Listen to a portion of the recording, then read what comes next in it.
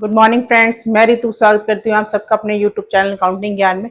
आज हम स्टार्ट करने जा रहे हैं अकाउंटिंग इक्वेशन का एक टॉपिक जिसका नाम है T shape accounting and example based accounting. तो टी शेप अकाउंटिंग क्या होता है? टी शेप अकाउंटिंग एक तरह का ड्यूल एस्पेक्ट है। ड्यूल एस्पेक्ट मतलब कोई भी बिजनेस की एक ट्रांजेक्शन जो इफेक्ट करती है टू साइड, तो उसको क्या कहते हैं? एक ट्रांजेक्शन का दो अकाउंट्स को इफेक्ट करना इन अपोजिट डायरेक्शन, तो वो क्या होता है? ड्यूल एस्पेक्ट, जो इसमें है टी शेप अकाउंटिंग में। तो टी शेप अकाउंटिंग में हमारे पास एक तरह की ये इक्वेशन है, assets equal to liability plus capital accounting equation में। अगर एसेट्स का बैलेंस डेबिट है तो वो इंक्रीज हो रही है, और लायबिलिटी का क्रेडिट है तो वो इंक्रीज हो रही है। अगर लायबिलिटी का बैलेंस कैपिटल का क्रेडिट है तो वो इंक्रीज हो रही है, लेकिन एसेट्स अगर डिक्रीज हो रही है इट मींस उसका बैलेंस क्रेडिट है। लायबिलिटी अगर डिक्रीज हो रही है इट मींस उसका बैलेंस डेबिट है।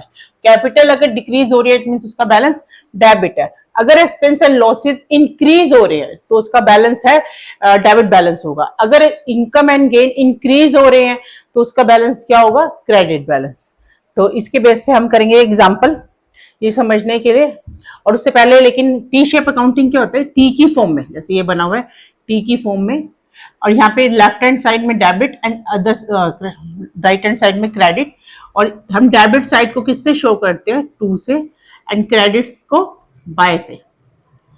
तो ये इस तरह से हम टी शेप अकाउंटिंग का फॉर्मेट है और हम तैयार करते हैं इसको टी शेप अकाउंटिंग। तो स्टार्ट करते हैं अपना एग्जांपल।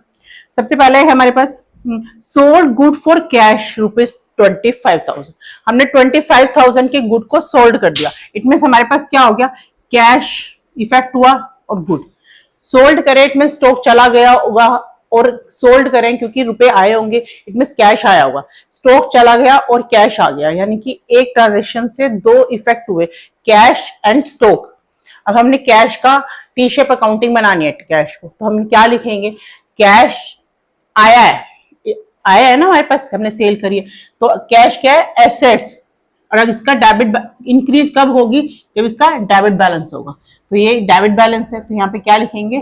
To sale 25,000। नेक्स्ट है सोल्ड गुड ऑन क्रेडिट ₹40,000। अब हमने सेल कर दिए, इट मीन क्या इफेक्ट हुआ? गुड्स स्टॉक तो इफेक्ट हो गया। पहले क्या था? कैश आया था, अब हमारे पास कैश नहीं आया।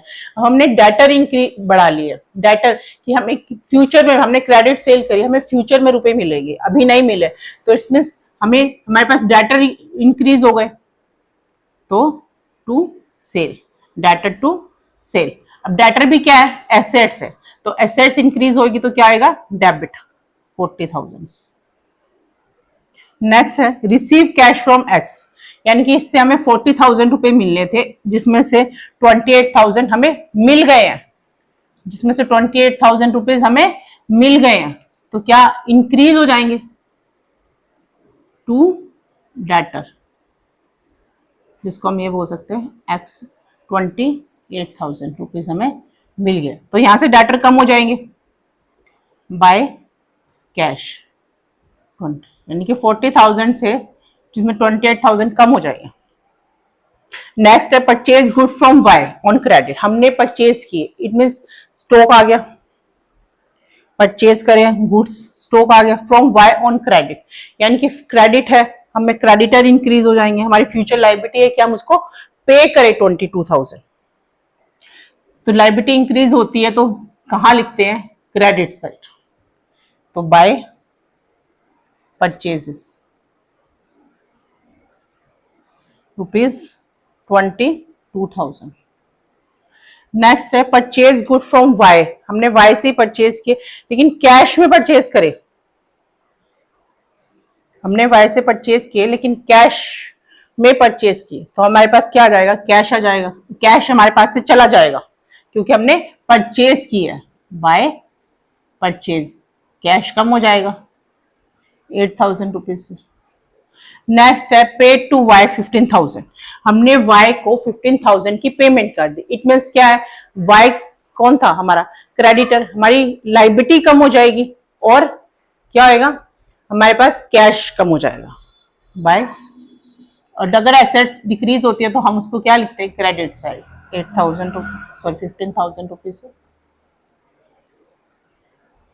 और यहाँ लाइबिलिटी कम हो गई तो उसको डेबिट साइड लिखेंगे, टू कैश 15,000। अब इसको करेंगे हम बैलेंस।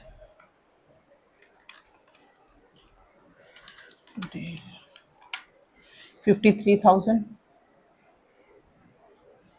यहाँ आ जाएगा बाय बैलेंस माइनस 30,000 का यहाँ बैलेंस आ जाएगा कैश का मेरे पास।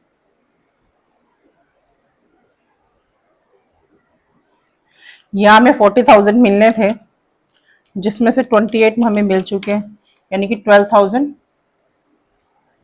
और हमें बाय बैलेंस 40,000।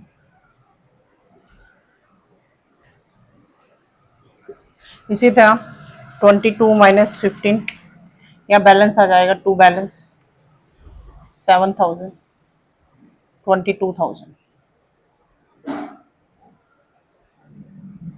इसी तरह से टी शेप अकाउंटिंग में इसी तरह से अकाउंट्स बनाए जाते हैं और उसको बैलेंसिंग किया जाता है।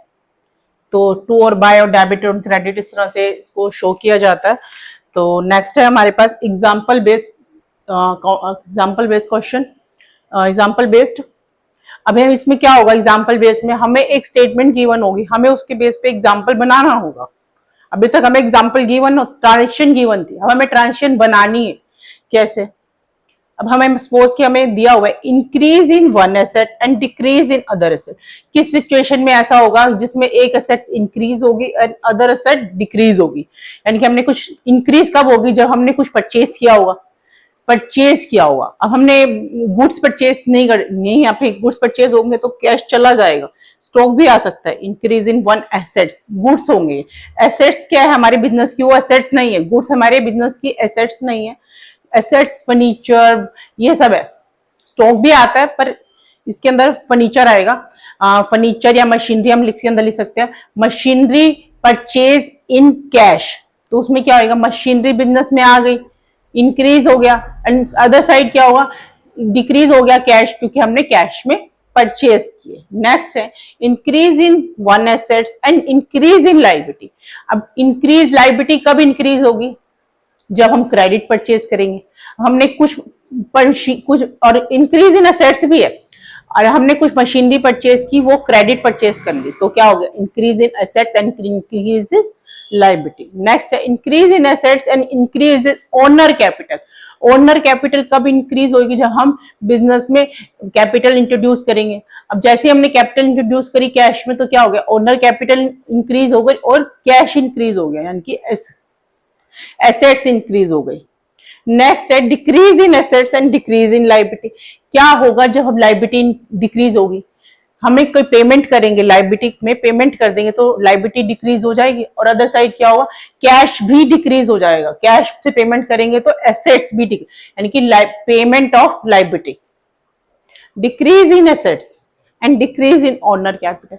ओनर कैपिटल कब डिक्रीज होगी? जब हम विड्रॉल करेंगे, ड्रॉइंग करेंगे, और हम क्योंकि हम कैश में करेंगे तो हमारी एसेट्स भी डिक्रीज हो जाएगी। एसेट्स डिक्रीज होगी, ओनर कैपिटल डिक्रीज होगी। कब? जब हम विड्रॉल एंड ड्रॉइंग करेंगे फ्रॉम बिजनेस। तो ये था हमारा T shape accounting and example based. I hope कि आपको समझ आया हो। तो अगर आपको कुछ भी पूछना हो तो प्लीज आप कमेंट करके पूछ सकते हैं। Thank you.